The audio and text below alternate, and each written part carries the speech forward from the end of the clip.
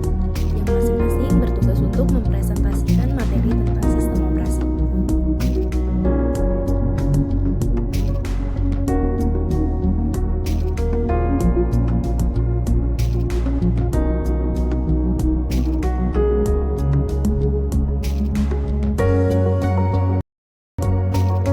Sebelum kami ke pembahasan lebih lanjut, izinkan saya memperkenalkan anggota kami terlebih dahulu. Yang pertama ada saya sendiri, yaitu Rosa Emilia dengan NIM 12221400060. Lalu selanjutnya ada Ria Septi Fauzia dengan NIM 12221400061. Lalu yang berikutnya ada Celia Novianda dengan NIM 12221400033. Selanjutnya ada Adinda Febrianti dengan NIM 12221400046. Lalu yang terakhir ada Ahmad Aliyu Akbar dengan NIM 12221400012. Baiklah, kami dari kelompok 4 akan mempresentasikan materi yang berjudul Sistem Operasi. Sistem operasi adalah perangkat lunak atau software yang bertugas untuk melakukan kontrol dan manajemen perangkat keras dan juga operasi-operasi dasar sistem, termasuk menjalankan software aplikasi seperti program-program pengolah data yang bisa digunakan untuk mempermudah kegiatan manusia. Sistem operasi berfungsi sebagai penghubung antara lapisan hardware dan lapisan software. Selain dari itu, sistem operasi komputer melakukan semua perintah penting dalam komputer, serta menjamin aplikasi-aplikasi yang berbeda fungsinya dapat berjalan lancar secara bersamaan tanpa adanya hambatan. Sistem operasi komputer menjamin aplikasi perangkat lunak lainnya dapat memakai memori, melakukan input serta output ke peralatan lain, dan memiliki akses ke setiap sistem file. Sistem operasi juga mengatur jika aplikasi berjalan secara bersamaan sehingga proses di komputer berjalan mendapatkan waktu yang cukup dan tidak saling mengganggu perangkat yang lain. Bagian-bagian sistem operasi komputer yang pertama mekanisme boot adalah meletakkan kernel ke dalam memori, yang kedua kernel yaitu inti dari sebuah sistem operasi, yang ketiga command interpreter atau shell yang bertugas dalam membaca input dari pengguna. Yang keempat, pustaka-pustaka yaitu yang menyediakan kumpulan fungsi dasar dan standar yang dapat dipanggil oleh aplikasi lain. Dan yang terakhir, driver untuk berinteraksi dengan hardware eksternal sekaligus untuk mengontrolnya. Fungsi sistem operasi membuat komputer menjadi lebih mudah dan menarik serta nyaman digunakan. Memungkinkan sumber daya komputer digunakan secara efisien, disusun atau diprogram untuk sedemikian rupa memungkinkan menerima perubahan atau pengembangan baru yang lebih efektif dan efisien dengan pengujian sistem tanpa mengganggu layanan yang telah ada. Fungsi ini juga terbagi menjadi 3 bagian, yaitu fungsi sebagai mediator. Sistem operasi komputer menjadi penengah atau penghubung perangkat keras komputer atau bisa juga disebut hardware dengan perangkat lunak komputer yaitu software. Kedua, yaitu sebagai wadah. Sistem operasi komputer tempat menginstal suatu aplikasi dan sebaliknya. Ketiga, sebagai penerjemah. Sistem operasi komputer melakukan proses penerjemah bahasa program untuk dilampirkan ke layar monitor yang berupa kombinasi grafis dan teks. Nah, kali ini saya bakal nyebutin fungsi umum sistem operasi, yaitu ada 8. 1. Sebagai research manager, yaitu pengelolaan sumber daya dan mengalokasikannya, misalnya memori, CPU, disk drive, dan perangkat lainnya.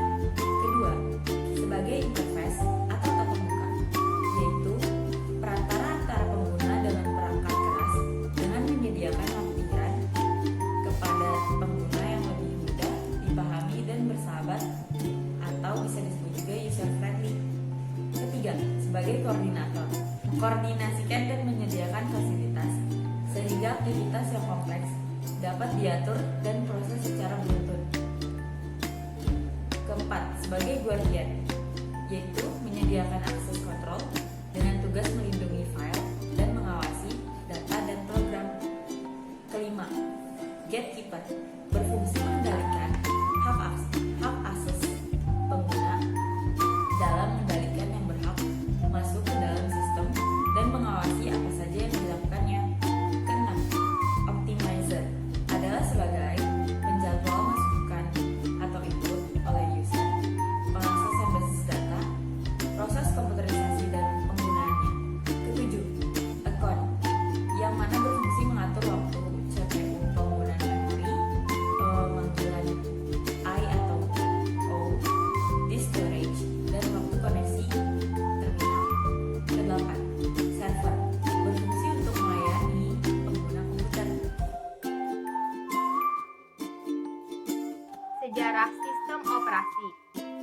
Tannenbaum, sejarah sistem operasi terbagi menjadi 5 generasi. Generasi awal pada tahun 1945 sampai 1955. Generasi pertama merupakan awal perkembangan sistem komputasi elektronik sebagai pengganti sistem komputasi mekanik.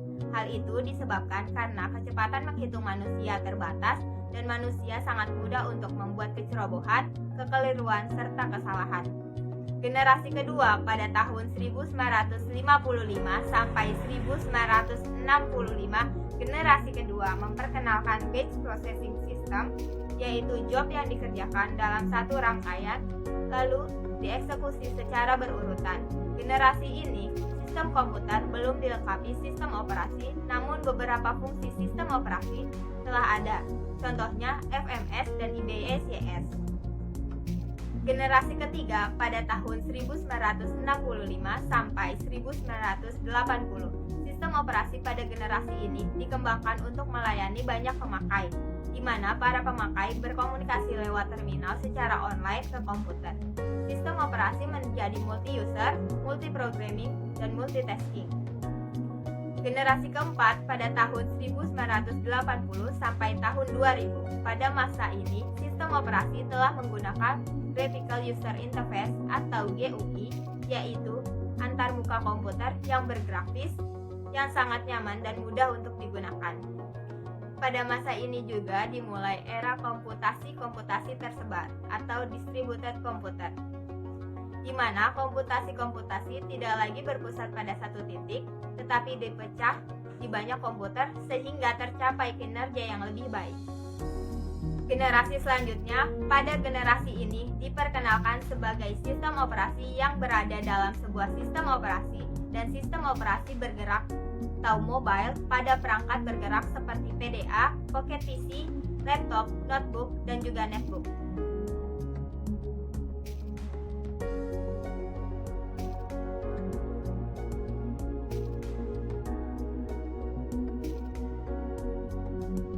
Jenis-jenis sistem operasi. Pertama, Windows, sistem operasi yang dikembangkan oleh Microsoft Corporation yang menggunakan antarmuka dengan berbasiskan GUI, Graphical User Interface, atau tampilan antarmuka bergrafis. Kelebihan Windows friendly, instalasi OS maupun software yang relatif mudah, banyak software yang berbasis Windows, dukungan hardware yang lebih banyak, sehingga banyak perusahaan yang memilih aplikasi berbasis Windows. Sistem ini banyak dipakai untuk gaming, sebab game-game yang dipasarkan di konsol game juga terdapat di Windows. Kekurangan Windows, sifatnya yang share atau closure. Karena sifatnya closure, sedikit sekali komunitas Windows. Harga lisensi. Kekurangan Windows, sifatnya yang share atau closure. Karena sifatnya closure, sedikit sekali komunitas Windows. Harga lisensi atau harga jual yang mahal. Banyak virus atau malware yang menyerang Windows. Sistem keamanan yang kurang dan sistem yang kurang stabil membutuhkan hardware yang mumpuni untuk OS Windows terbaru. Space yang dibutuhkan juga relatif besar. Linux adalah suatu sistem operasi yang bersifat multi-user dan multitasking yang dapat berjalan di berbagai platform, termasuk prosesor Intel 386 dan yang lebih tinggi. Sistem operasi ini mengimplementasikan standar POSIX. Linux dapat berintegrasi secara baik dengan sistem operasi yang lain termasuk Apple, Microsoft, dan Novell. Kelebihan Linux: 1. Open source, sehingga dapat dikatakan untuk mendapatkan Linux tidak membayar atau gratis. Kedua, sistem keamanan yang unggul. Ketiga, sistem yang stabil karena Unix family. Keempat, karena open source, banyak komunitas-komunitas Linux yang membuat distro-distro Linux. Kelima, Linux mempunyai kompatibilitas ke belakang yang lebih baik. Keenam, Linux tidak perlu menginstal driver kecuali printer dan modem. Ketujuh, tidak memakan banyak resource dibanding Windows. Adapun kekurangan Linux: 1. Banyak pengguna yang belum terbiasa dengan Linux. Bagi yang tidak mempunyai dasar komputer yang kuat, apalagi masih menggunakan Windows minded. Hal ini dapat diatasi dengan pelatihan-pelatihan atau edukasi kepada pengguna agar mulai terbiasa dengan Linux. Kedua, dukungan perangkat keras dari vendor-vendor tertentu yang tidak terlalu baik kepada Linux. Ketiga, proses instalasi software atau aplikasi yang tidak semudah di Windows. Instalasi software di Windows. Instalasi software di Linux akan menjadi lebih mudah apabila terkoneksi ke internet atau bila mempunyai CD atau DVD repositorinya. Bila tidak, maka kita harus mendownload satu persatu package yang dibutuhkan beserta dependensinya. Oke, salah satu jenis sistem operasi yaitu macOS. macOS adalah singkatan dari kata Macintosh Pro Operating System.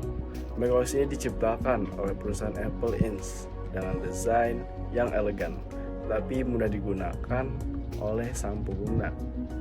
macOS merupakan sistem operasi yang pertama yang menggunakan GUI atau yang disebut Graphical User Interface. Oke, sekarang kelebihan macOS. Yang pertama, multitasking. Yang kedua, bisa mengenal file format Windows. Yang ketiga, tampilan yang lebih glossy sehingga bagus untuk graphic design.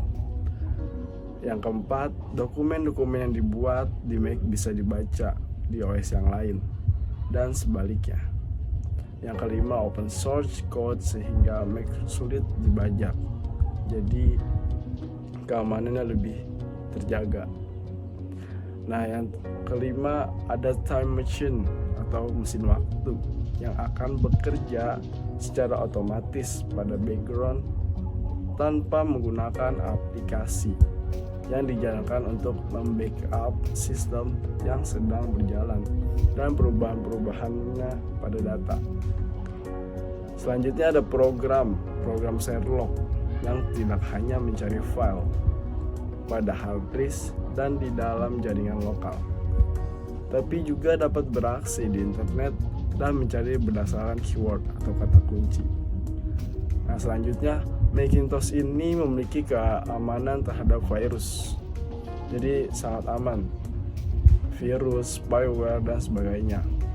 Hal ini menghindari atau menjadi alasan terbesar mengapa banyak orang memilih macOS.